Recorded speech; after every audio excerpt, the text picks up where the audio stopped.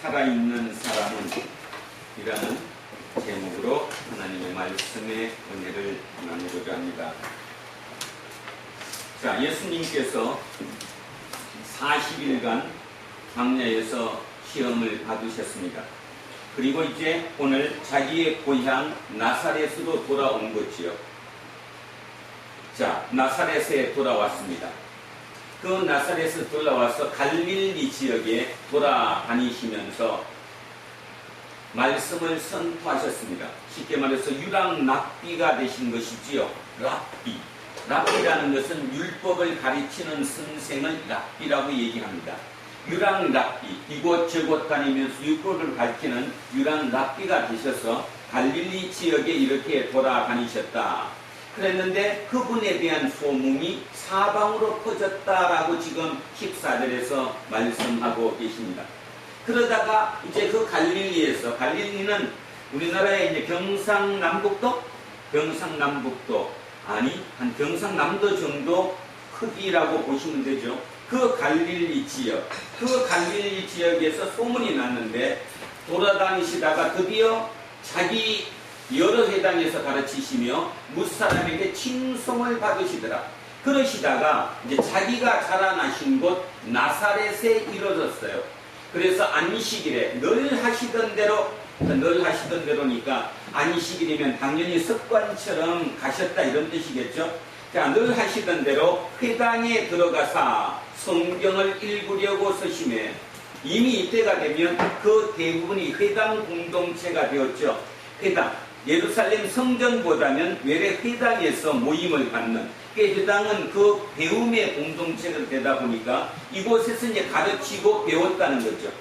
자, 17절 갑니다. 그래서 회당에 들어갔더니 그 회당에서 이 글을 맡아놓고 있는 진행자, 어쩌면 진행자겠죠. 그 진행자가 선지자의 이사야의 글을, 드리글을, 이거는 뭘까요, 일종의?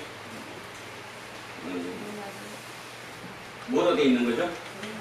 두루마리로 되어 있는 거죠. 두루마리로 되어 있는, 근데 그 두루마리가 이사야의 글이 있는 두루마리, 그 책을 예수님께 전해줬어요. 그랬더니 예수님이 그 두루마리를 쫙 폈었는데 그 두루마리를 펴서 읽은 곳이 바로 오늘 여기 있는 18절과 19절에 해당하는 것. 이거는 이사야 6장 1절과 2절에 해당하는 내용입니다. 자, 같이 한번 읽어보겠습니다. 이사야 6장 1절 2절입니다. 자, 예수님께서 이곳을 읽으셨습니다. 시작.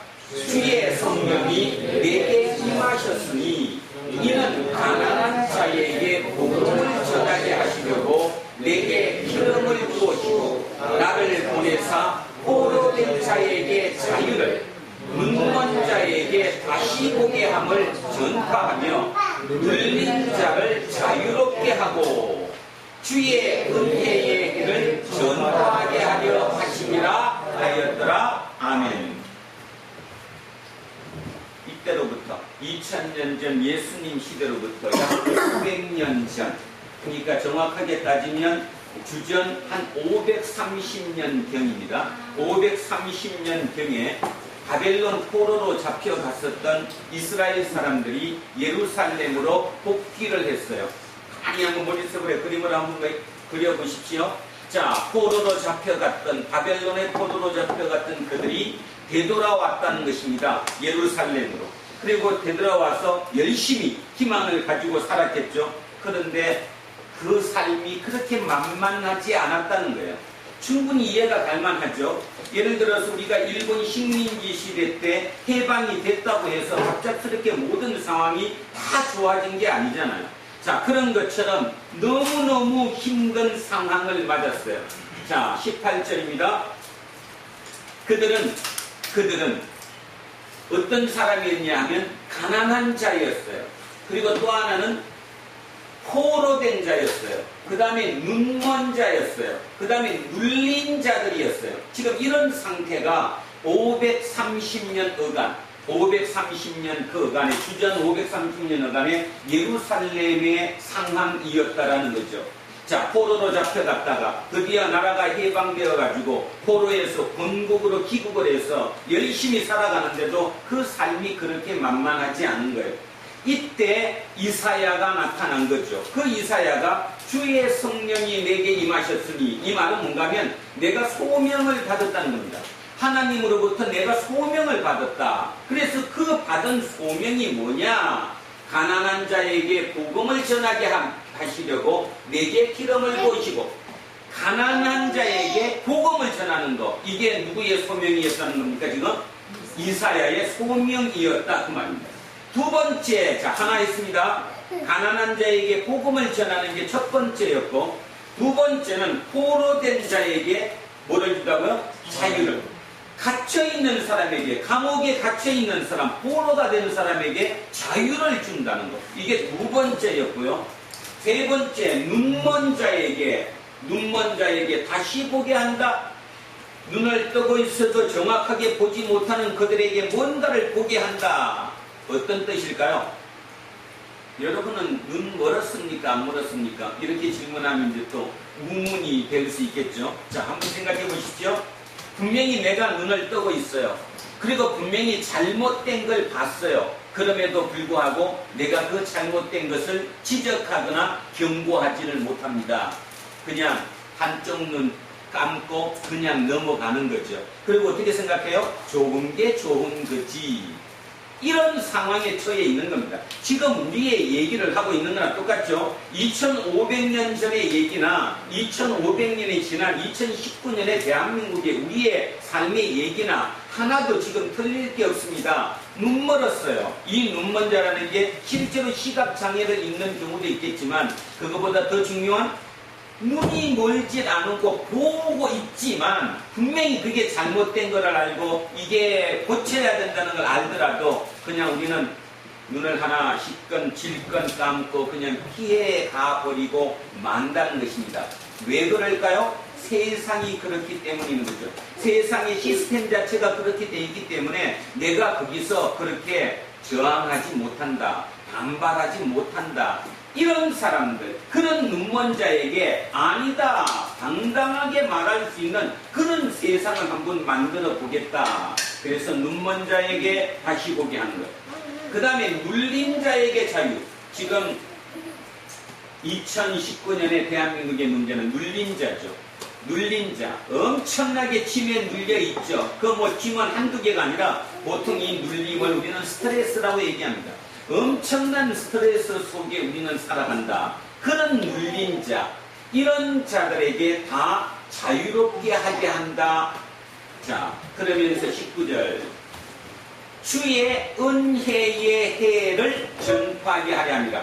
주의 은혜의 해, 이거는 뭐냐 하면 안식년이기도 하고요, 또는 희년이기도 합니다. 구약 성서에 보면 희년이라는 게 있죠. 희년은 뭐냐 하면 50년마다 한 번씩 오는 건데, 희년이 되면 내가 삶을 살다가 너무 가난해져 가지고 누구의 종으로 팔려갔더라도 그 종에서 회복될 수 있는 그 연도를 뭐라고 불러요? 은혜해. 다른 말로 희년이라고 얘기합니다. 또는 내가 너무 가난하고 힘들어가지고 내가 소유하고 있던 땅을 누군가에게 팔아먹었는데 그 팔아먹은 땅을 희년이 되면 되돌려 받을 수 있는 것. 그러니까 뭔 말이에요? 모든 왜곡된 질서가 바로 설 수 있는 것, 모든 왜곡된 게 다시 올바르게 할 수 있는 것, 이때를 희년이라고 얘기합니다. 희년. 그 희년이 은혜의 해인데 그 은혜의 해를 누가 전파한다는 거예요? 지금 이사야가 전파한다는 거예요. 당신들 희망을 가져라. 당신들이 혹시 지금 노예로 있는가? 아니면 당신들이 땅을 다 팔아먹었는가? 그럼에도 불구하고 그 모든 왜곡된 질서가 다시 한번 정상으로 돌아올 수 있는 그 기회가 우리에게 올 것이다. 그게 희년이지요. 자, 그래서 주의 은혜의 해를 전파하게 하였더라. 자, 이제 정리 한번 해봅니다. 이사야 선지자가 주전 530년경 바벨론 포로에서 힘하고 남고 예루살렘으로 귀환했던 그들. 근데 그들이 귀환하고 나서도 그 삶이 만만치 않았어요. 그 만만치 않은 그들에게 선포한 겁니다. 자, 몇 가지를 선포했죠 지금? 네 가지예요? 자, 해보자고. 자, 첫째, 가난한 자에게 뭐를 준다? 복음을 선포한다. 두 번째는 포로된 자에게 자유를 준다. 그러니까 감옥에 갇힌 자를 풀어준다. 자유롭게 한다. 세 번째는 눈먼 자를 보게 한다. 눈을 먼 자, 잘 보지 못하는 사람을 보게 한다. 그 다음 눌린 자를 자유롭게 풀어준다. 스트레스 받고 있는 데서 풀어준다. 자, 하나 더 있죠. 그러면 마지막 은혜의 해, 희년을 선포하겠다. 이게 530년 어간 이스라엘 예루살렘에서 이사야 선지자가 선포했던 바로 복음입니다. 그런데 중요한 것은 지금 가장 중요한 게 뭐냐 하면 그렇게 선포했어요. 그 당시에 이 설교를 들었던 예루살렘 사람들이 고개를 끄덕였을까요? 안 끄덕였을까요? 끄덕였죠. 왜 끄덕였냐면 자기들이 지금 포로로 잡혀갔다가 돌아왔으니까 포로된 자에게 자유롭게 한다. 뭐 아주 좋은 거잖아요. 눈먼 자를 바로 눈을 뜨게 해준다. 그 다음에 지금 스트레스 받고 눌려있는 자를 풀어준다. 그런데 이 사람 세 종류의 사람들의 공통점이 뭐예요 지금? 세 사람의 공통점? 눌렸고 눈을 멀었고 그 다음에 지금 갇혀있고 공통점이 뭐예요? 이 사람의 공통점은 가난한 자들입니다. 결국 그렇게 된 사람은 가난할 수밖에 없으니까 그 가난한 자에게 뭐를 선포하는 겁니까? 지금 희년을 선포하는 거예요. 너네 왜곡된 그 모든 질서가 다시 원상복귀 된다 안 된다? 된다. 희망을 가져라. 이렇게 선포했죠. 그것이 복음이었다는 것입니다. 근데 중요한 것은 500년이 지난 예수님께서 500년 전에 이사야가 얘기했던 그 얘기를 그 본문을 성경을 읽으시면서 자 뭐라고 얘기했냐면 21절입니다. 이게 예수께서 그들에게 말씀하시되 설교하신 거예요. 그들에게 어떤 설교를 했느냐 하면 물론 이 안에 설교 내용이 여러 개가 있었겠죠. 분명히 그냥 지금 이것만의 설교는 아니지만 이거를 읽고 난 다음에 그 부분에 대해서 설교를 하셨을 건데 그 중에서 마지막으로 이 말씀을 하신 거예요. 이에 예수께서 그들에게 말씀하시되 이 글이 오늘 너희 귀에 응하였느니라. 이 글이 오늘 너희 귀에 응하였다. 뭔 말이에요? 지금 이 말이 이 장소 바로 이곳에서 뭐졌다? 이루어졌다는 거예요. 이루어졌다. 믿으십니까? 믿으신다고요? 어떻게 이루어져요 지금? 자, 가난한 자가 지금 가난해서 풀어졌어요? 눈먼 자가 눈을 지금 다 떴어요? 힘에 눌린 사람이 다 풀어졌어요? 안 풀어졌잖아요 지금. 전혀 해결된 게 아무것도 없는 거예요.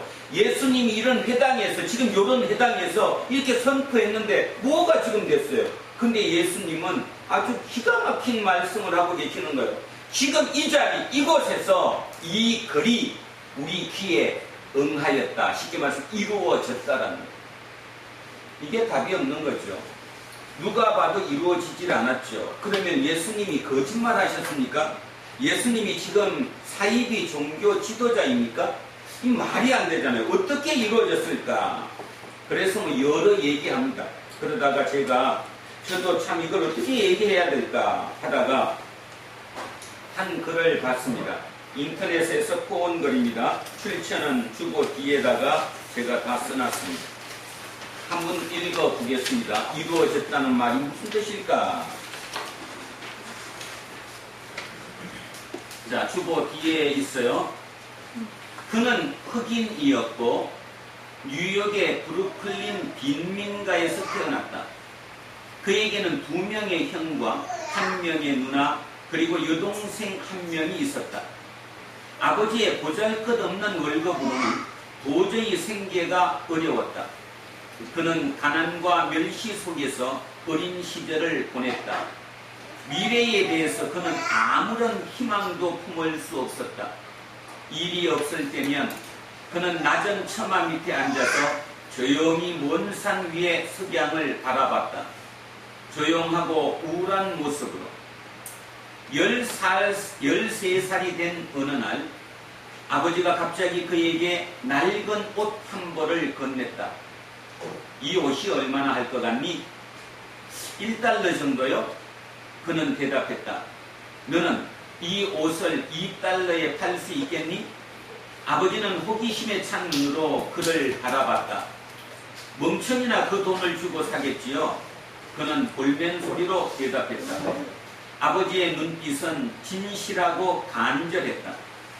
너는 왜 시도해보려고 하지 않니? 너도 알다시피 우리 집은 형편이 어렵단다. 만약 내가 이 옷을 팔면 나와 내 엄마에게 큰 도움이 될 거야. 그제야 그는 고개를 끄덕였다. 한번 해볼게요. 하지만 못 팔 수도 있어요. 그는 정성껏 옷을 빨았다. 다리미가 없었기 때문에 그는 손으로 옷의 주름을 펴고 바닥에 펼쳐 그늘에 말렸다. 이튿날 그는 이 옷을 들고 사람들이 많이 모이는 지하철역으로 갔다. 그는 6시간 동안 물건을 사라고 외친 후에야 옷을 팔 수 있었다. 그는 2달러를 꽉 움켜쥐고 집을 향해 달려갔다. 그 후로 그는 매일 쓰레기 더미 속에서 열심히 낡은 옷을 찾았다. 그리고 그것들을 깨끗이 손질해서 번화가에 내다 팔았다. 이렇게 열흘 정도 지났을 때 아버지가 또다시 그에게 낡은 옷 한 벌을 건넸다. 한번 생각해보렴. 어떻게 하면 이 옷을 20달러에 팔 수 있겠니? 어떻게? 이렇게 낡은 옷을 어떻게 20달러에 팔 수 있겠는가? 그 옷은 기껏해야 2달러의 값어치밖에 없어 보였다. 너는 왜 시도해보려고 하지 않니? 아버지는 그를 격려했다. 잘 생각해보면 방법이 있을 거야. 고민 끝에 그는 또 한 번 좋은 방법을 하나 생각해냈다. 그는 그림을 공부하는 사촌 형에게 옷에다가 귀여운 도널드 덕과 미키마우스를 그려달라고 부탁했다. 그리고 부유청 자제들이 다니는 학교 입구로 가서 물건을 사라고 외쳤다. 얼마 지나지 않아 부잣집 도련님을 데리러 온 집사가 자신의 도련님을 위해 이 옷을 구입했다. 그 10살 남짓한 아이는 옷에 그려진 그림을 굉장히 마음에 들어했다. 그래서 추가로 5달러 팁을 주었다. 25달러. 이것은 그야말로 거액의 돈이었다. 그의 아버지 한 달 월급과 맞먹었던 것이다. 집으로 돌아왔을 때 아버지는 또다시 그에게 낡은 옷을 한 벌 건넸다. 너는 이 옷을 200달러에 팔 수 있겠니? 아버지의 깊은 눈은 오래된 우물처럼 거하게 빛났다. 이번에 그는 주저하지 않았다. 그는 조용히 옷을 받아들고 생각에 잠겼다. 2달 뒤 드디어 기회가 찾아왔다. 인기 텔레비전 시리즈 미녀 삼총사의 여주인공 타라 포셋이 홍보차 뉴욕을 방문한 것이다. 기자회견이 끝나자 그는 곁에 있던 보안 요원을 밀쳐내고 타라 포셋에게 뛰어들어 낡은 옷을 들이밀며 사인을 부탁했다. 타라 포셋은 어리둥절하다가 곧 미소를 지었다. 이렇게 순수한 소년의 요청을 거절할 사람은 아마 없을 것이다. 타라 포셋은 거침없이 사인했다. 소년은 까만 얼굴에 하얀 이를 드러내며 웃었다. 타라 포셋 여사님, 이 옷을 제가 팔아도 될까요? 당연하지. 이건 내 옷인걸. 어떻게 하든 내 자유란다. 소년은 우와 하고 즐겁게 외쳤다. 타라 포셋의 친필 사인이 있는 티셔츠를 200달러에 팝니다. 치열한 가격 경쟁 끝에 한 석유 상인이 1200달러의 비싼 값을 주고 티셔츠를 구입했다. 그가 집으로 돌아왔을 때 아버지와 온 가족은 기뻐서 어쩔 줄을 몰랐다. 아버지는 감동의 눈물을 흘리며 쉴 새 없이 그의 이마에 입을 맞췄다. 사실 난 내가 그 옷을 못 팔면 다른 사람에게 팔아버릴 계획이었단다. 그런데 너가 정말로 해낼 줄이야. 정말 대단하구나. 내 아들 정말 대단해. 밝은 달이 밤 하늘에 떠올라 창문을 통해 부드러운 빛을 비추었다. 이날 밤 아버지와 아들은 한 침대에 누웠다. 아버지가 물었다. 얘야, 새 벌의 옷을 팔면서 깨달은 게 있니? 저는 이제 깨달았어요. 아버지는 제게 큰 가르침을 주신 거예요. 그는 감동해서 말했다. 머리를 쓰면 방법이 있다는 사실을 말이에요. 아버지는 고개를 끄덕이더니 또다시 고개를 가로저었다. 내 말이 맞다. 하지만 그건 내 맨 처음 의도가 아니었단다. 나는 그저 너에게 알려주고 싶었어. $1 값어치밖에 없는 낡은 옷조차도 가치가 높아질 수 있는데 하물며 우리처럼 살아있는 사람은 어떻겠니? 그래서 오늘 설교 제목을 이렇게 잡았습니다. 우리처럼 살아있는 사람. 우리처럼 살아있는 사람. $1 값어치밖에 나가지 않는 그 낡은 옷조차도 가치를 높일 수 있는데 하물며 살아있는 우리처럼 살아있는 사람은 어떻겠니?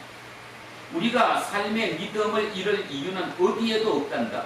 우리는 그저 조금 까맣고 조금 가난할 뿐이야.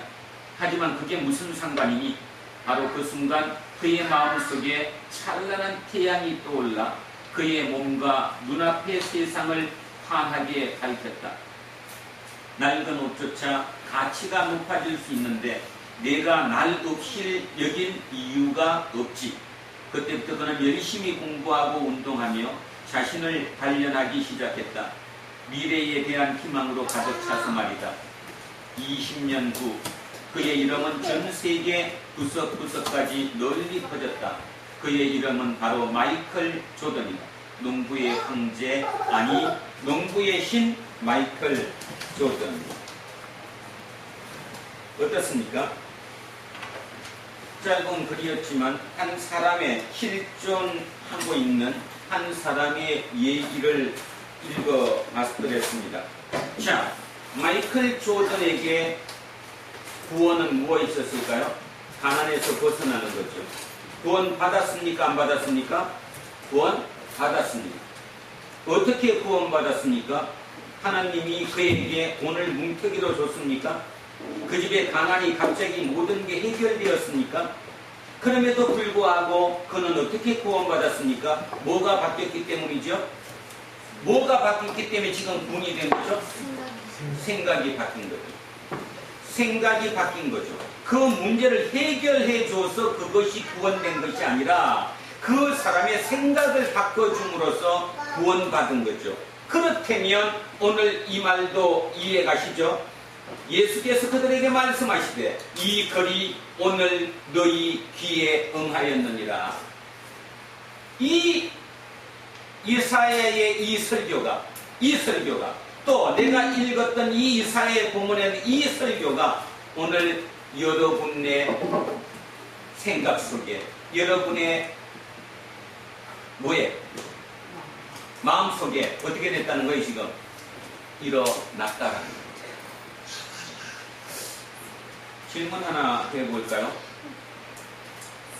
예수님의 첫 설교가 마태복음의 첫 설교가 혹시 무엇이 아십니까? 마태복음에서 예수님의 첫 설교 5절 이전에 있는데 있잖아요.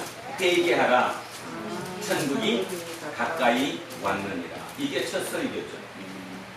회개하라 천국이 가까이 왔느니라. 자, 회개하라가 뭐라고 그랬죠? 너무 오랫동안 여러 번 했으니까 생각을 돌이켜라. 지금 그 생각에서 네 생각을 돌이켜라. 뭐가 가까이 왔다? 하나님의 나라가 가까이 왔다. 하나님의 통치가 나한테 가까이 왔다. 그걸 제대로 받아들이면 여러분 자연인이라는 나는 자연인인가 그런 프로그램이 있습니다.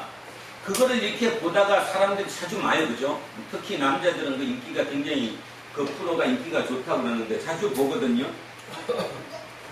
어떻게 그들이 그렇게 바뀌었죠? 어떤 결정적인 임팩트가 일어난 거예요. 자기한테. 그게 무엇인지 모르는데 그것이 누구에게 사기당한 것일 수도 있고 누구와 충돌이 있을 수도 있고 인생을 살아가다가 너무나 큰 어떤 임팩트를 딱 당하고 나니까 생각이 변했어요? 안 변했어요? 변했어요. 그럼 어떻게 돼요? 지금까지 절대적이라고 믿던 모든 것이 상대적으로 다 떨어지는 거예요. 그리고 사소하게 되는 거죠. 자, 오늘 얘기했던 돈이 없어요, 가난해요. 그게 자연인에게 가난이 우리가 느끼는 것처럼 그렇게 심각할까요? 심각하지 않을까요?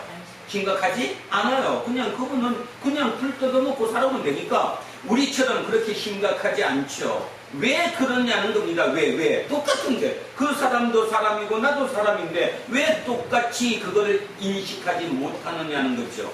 이유는 바로 어떤 큰 절대적인 사건을 경험한 겁니다. 그 경험이 어떤 경험이었던 그 경험을 하고 나니까 세상에 절대적이라고 느꼈던 모든 것이 다 사소하고 상대적으로 변해버린 거죠. 그 상대적으로 변해버리다가 보니까 이게 똑같은 삶을 사는데도 지금껏 사는 삶과는 완전히 틀린 자유로운 삶을 살게 되잖아요. 똑같잖아요. 오늘 마이클 조던, 저는 마이클 조던보다 아버지가 더 위대하다고 생각하는데 어떻게 아버지가 그 생각을 가졌을까? 아버지가 해결할 길은 가난을 해결하는 게 우선이에요. 그죠? 가난을 해결해야지. 그러니까 빨리 가서 2탕을 뛰든 3탕을 뛰든 더 열심히 뛰어가지고 돈을 벌어서 어떻게든 살 궁리를 하는 게 더 옳았을 거지만 그런데 그 아버지는 참 당당했습니다. 13살짜리 아주 어린 아들에게 옷을 주고 가서 팔아보라고 얘기했다는 거죠. 대단하지 않습니까? 그리고 그에게 가르치고자 하는 얘기가 뭐였다고 얘기했어요? 이걸 파는 것이 중요한 것이 아니라 뭐를 느끼게 하겠다고요? 뭐를 느끼게 하겠다고 했어? 1달러짜리 흐름한 옷도, 그지? 헌 옷도 뭐를 할 수 있는데, 가치를 올릴 수 있는데, 하물며 살아있는 우리들이야. 살아있는 우리들이야 충분히 가치를 올릴 수 있지 않느냐. 결국 생각을 바꾸게 한 거잖아요. 자, 그러면 두 번째 질문. 첫 번째 질문은 마태복음의 첫 설교, 예수님의 첫 설교가 회개하라 천국이 가까이 왔느니라. 그러면 누가복음의 첫 설교가 뭐예요? 지금 우리 누가복음 쭉 시작하고 있었는데 누가복음의 첫 설교가 뭡니까? 오늘이죠. 이게 지금 누가복음의 첫 설교잖아요. 자, 마태복음의 첫 설교는 회개하라 천국이 가까이 왔느니라 이거였는데 누가복음의 첫 설교는 이사야서 61장 1절 2절을 읽고 거기에 대한 설교를 하시면서 뭐라고 그랬냐면 오늘 너희 귀에 이 글이 응해졌다, 이루어졌다라고 지금 말씀하셨어요. 완전히 별개인 것 같지만 진짜 깊이 생각하면 똑같죠. 똑같잖아요. 왜 똑같아요? 뭐를 바꾸라는 거예요 지금? 네 생각을 바꾸라는 거지. 완전히 돌이키라는 거지. 생각을 돌이켜라. 그러면 하나님의 나라가 가까이 왔다. 그러면 가장 큰 게 뭐예요? 오늘 얘기해서 예수님이 이렇게 말씀하실 수 있는 이유, 하나님이 지금 어디에 계신다는 겁니까? 내 옆에 지금 이곳에 우리와 함께 계시다는 거예요. 이걸 그냥 말로만 듣는 게 아니라 어느 순간 진짜 하나님이 나하고 계시네. 자, 우리 좀 전에 읽었던 마이클 조던은 어디서 신이 하나님이 함께 하시는 걸 깨우쳤죠? 마이클 조던은 하나님이 자기와 함께 하는 것을 깨우쳤어요. 자, 1달러짜리를 몇 달러에 팔았을 때, 2달러에 처음 팔았을 때, 두 번째 몇 달러에 팔았을 때, 20달러에 팔라고 나갔다가 뭘 그렸어요? 미키마우스하고 도널드 덕을 그렸을 했는데 그게 25달러를 받고 팔았죠. 그런 전혀 뜻밖의 삶의 경험을 하면서 뭐를 느꼈습니까? 절대자가 나를 도와주고 계시구나. 절대자가 나와 함께하고 계시구나. 이 어떤 큰 임팩트를 자기 몸으로 체험하고 나니까 세상에 두려움은 있어졌어요, 없어졌어요? 세상에 두려움은 없어졌어요. 가난이 문제가 되지 않았어요. 전혀 문제가 되지 않았어요. 지금 스트레스 받고 있는 눌림이 문제가 되지 않았어요. 눈 먼 것이 문제가 되지가 않았다는 겁니다. 근데 우리는 왜 문제가 됩니까? 바라는 게 틀려서 그렇죠. 우리는 가난을 해결해야 되고 로또를 맞게 해주셔야 되고 눈 먼 자가 직접 눈을 뜰 수 있게 해주셔야 되고 눌린 자가 갑자기 모든 게 내 맘대로 다 할 수 있는, 내 맘대로 다 할 수 있는 그저 눌림이 없는 그 자유로운 상태가 되어야 한다라고 생각하기 때문에 문제가 있는 거죠. 그런데 진짜 눈에 보이는 그 문제가 아니라 그렇지 않고도 충분히 세상에 내 삶이 바뀔 수 있다고 생각하는 자연인이라든가 아니면 우리 잘 알고 있는 윌던을 쓴 누구예요? 조지 서로우. 자, 데이비드 조지 서로우, 윌던이라는 책을 쓴 그 사람의 얘기를 봐도 그 호숫가에서 2년 동안 오두막집을 짓고 살았던 그 삶의 경험을 책으로 읽어봐도 그분은 거기에 있는 2년 동안 지금 여기에서 우리가 지금 나와 있는 모든 것이 다 상대적으로 해결해 버렸잖아요. 가난이 문제가 되지 않았어요. 그 다음에 감옥이 문제가 되지 않았어요. 눈먼 것이 문제가 되지 않았어요. 눌린 게 문제가 되지 않았어요. 없었던 것이 아니라 문제가 안 됐다는 거죠. 감옥 속에 혼자 사는 건 감옥 아닙니까? 그죠? 산 속에 혼자 사는 자연인이 그게 감옥 아니에요. 따지면 감옥이 문제가 안 됐어요. 그 다음에 눈먼 것이 문제가 안 됐고 스트레스 받는 그것이 다 해결돼 버렸다는 거예요. 바로 이것이 하나님께서 오늘 우리에게 주는 메시지라고 믿습니다. 그러니까 마태복음의 첫 설교하셨던 뭐하라? 회개하라 천국이 가까이 왔느니라와 누가복음에서 첫 설교인 이 글이 오늘 너희의 귀에 응했다는 이 표현은 결국은 똑같다는 뜻입니다. 오늘 똑같이 2000년이 지난 오늘 이곳에서 제 입을 통해서 예수님께서 여러분에게 지금 선포하는 겁니다. 자, 가난한 자를 뭐하게 하고요? 복음을 주게 하고, 그 다음에 감옥에 갇힌 자를 어떻게 해주고? 자유롭게 풀어주고, 눈먼 자를 어떻게 해주고요? 눈을 뜨게 해주고요. 그 다음에 눌린 자를 자유롭게 해주고, 그 다음에 가장 중요한 은혜의 해가 선포되었다. 지금 바뀌고 있다. 받아들이십니까? 그게 해결되어서 해결된 것이 아니라 그것을 내가 받아들임으로 인해서 해결됐다고 얘기하는 거예요. 그래서 예수님이 오늘 이 얘기가 오늘 똑같이 두란노 공동체에서 지금 선포되었습니다. 자, 이에 예수께서 그들에게 말씀하시되 이 글이 오늘 너희 귀에 응하였느니라. 아멘. 자, 이거는 이제 조금 더 신학적으로 조금만 더 추가를 해보면요. 예수님이 이렇게 말씀한 거를 지금 여러분도 지금 안 믿어요. 지금 말장난하고 있는 거야. 뭐야? 저게 뭐야? 실제로 하나도 해결된 게 없는데, 어? 해결된 게 없는데 해결됐다고 얘기하는 이 말이 참 웃기는 거 아니야? 아, 성경이니까 그런 건가? 이렇게 생각할지도 모르죠. 그런데요, 이 중에 누군가는, 혹시 누군가는, 아, 진짜네?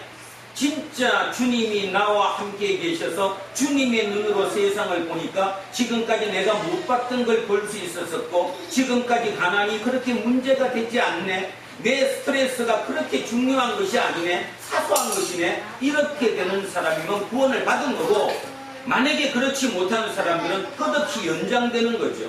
결국 구원이라는 것은 계속 물이 흐르듯이 그냥 계속 흘러가고 있는 거예요. 그 물을 언젠가 자기가 그 물에 세수를 하면서 구원을 받았다고 느끼는 순간 그거는 구원으로 일어난 거지만 누군가는 끝없이 구원이 일어나지 않다고 믿으면 구원은 여러분 끝없이 일어나지 않는다는 겁니다. 그럼에도 불구하고 오늘 예수님께서 이 말씀을 여기서 한 이유가 뭐냐? 예수님께서는 아마 이 생각이셨던 것 같아요. 기독교는 종말론의 종교입니다. 종말론이 뭡니까? 종말론. 종말이라는 것은 이 세상의 끝이 온다라는 거죠. 여러분, 좀 전에 얘기했던 모든 문제가 단박에 해결되는 딱 한 가지 방법이 있는데 언제 되죠? 모든 게 해결되는 게 언제? 죽을 때잖아. 아, 죽을 때지. 죽을 때 무덤에 들어갈 때 뭐 돈을 갖고 가는 것도 아니고, 그죠? 스트레스를 안고 가는 것도 아니고, 그냥 모든 게 죽으면 모든 게 저게 다 끝나버리는 거예요. 그걸 보고 종말이라고 얘기합니다. 예수님이 끊임없이 우리에게 얘기하는 거, 기독교가 종말론적이라는 종교라는 사실을 여러분이 그냥 피상적으로 알으시면 안 돼요. 진짜 종말론적인 종교라니까요. 쉽게 얘기하면 그 모든 끝나는 미래가 당연히 온다 안 온다?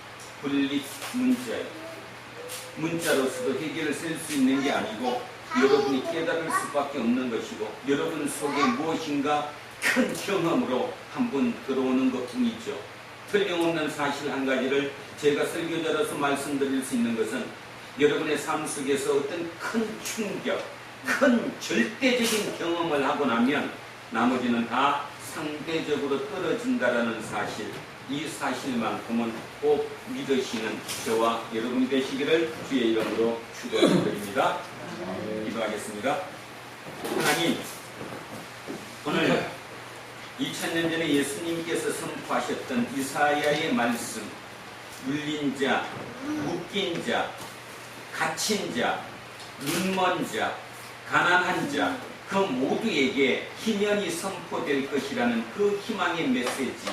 근데 선포로 끝난 것이 아니라 그 모든 것이 이곳 이 자리에서 지금 이루어졌다라는 사실을 선포하신 그 예수님의 선포가 오늘 2019년 오늘 7월 14일 이곳에서도 이루어진다라고 선포되었음을 믿습니다. 그 믿음을 잡고 붙들고 깨닫고 그 믿음 속에 들어갈 수 있는 우리 모두가 되게 하옵소서. 오직 그것은 하나님의 은혜임을 믿사오니 하나님 은혜 풍성하게 내려 주시옵소서. 감사드리며 거룩하신 예수 그리스도 이름으로 기도합니다. 아멘.